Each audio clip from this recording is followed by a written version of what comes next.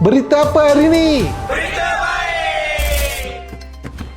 Berita baik untuk peniaga kecil dan usahawan kita. Kalau selama ini nak berniaga tapi terkandas sebab modal, kali ini ada berita yang boleh buat kita tarik nafas lega. Kerajaan menyediakan lebih 5 bilion ringgit pembiayaan mikro untuk membantu peniaga kecil dan usahawan mengembangkan perniagaan. Lebih menarik, pembiayaan boleh mencecah sehingga RM100,000 dan disasarkan memberi manfaat kepada lebih 400,000 orang penerima. Siapa yang boleh mendapat manfaat darinya? Penjaja pasar malam, peniaga kecil, pesawah, anak muda yang buat kerja gig, golongan asnaf dan ramai lagi. Kadar pembiayaan pula boleh serendah 3% setahun bagi skim-skim yang terpilih. Jadi, kalau selama ini ada idea nak mula berniaga, nak tambah stok, beli peralatan atau besarkan perniagaan, tetapi masalahnya modal, jangan terus mengalah. Boleh pergi dapatkan maklumat dan semak kelayakan dengan agensi seperti Tekun, Mara atau Bank Simpanan Nasional. Yang penting,